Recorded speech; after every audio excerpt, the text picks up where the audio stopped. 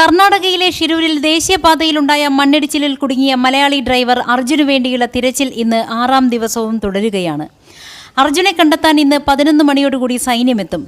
കർണാടക സർക്കാർ ഔദ്യോഗികമായി സൈനിക സഹായം തേടിയിട്ടുണ്ട്. ഇതിനായി അനുകൂല തീരുമാനമുണ്ടായാൽ ബലഗാവി ക്യാമ്പിൽ നിന്നുള്ള സൈന്യമായിരിക്കും ഇന്ന് എത്തുക. സൈന്യമെത്തിയാൽ തിരച്ചിലിന്റെ രീതികൾ മാറും എന്നാണ് പ്രതീക്ഷിക്കുന്നത്. ഏത് പ്രതികൂല സാഹചര്യത്തിലും തിരച്ചിൽ നിർത്തിവെക്കാതെ തിരയും എന്നതാണ് സൈന്യത്തിന്റെ പ്രത്യേകത. സാറ്റലൈറ്റിന്റെ സഹായത്തോടെ ലോറിയുടെ സ്ഥലം കണ്ടെത്താൻ ISROയുടെ സഹായവും തേടിയിട്ടുണ്ട്. മണ്ണിടിഞ്ഞ സ്ഥലത്ത് 6 മീറ്റർ താഴെ ലോഹഭാഗത്തിന്റെ സാന്നിധ്യം ഇന്നലെ റഡാറിൽ പതിഞ്ഞിരുന്നു. ഈ സ്ഥലം കേന്ദ്രീകരിച്ചുള്ള തിരച്ചിലാണ് ഇപ്പോൾ നടന്നുകൊണ്ടിരിക്കുന്നത്. അർജുന്റെ കുടുംബത്തിന്റെ ആവശ്യപ്രകാരം വിഷയത്തിൽ ഇടപെട്ട AICC general secretary KC Venugopal Karnataka ഉപമുഖ്യമന്ത്രി DK ശിവകുമാറുമായി സംസാരിച്ചതിന്റെ അടിസ്ഥാനത്തിലാണ് തീരുമാനം.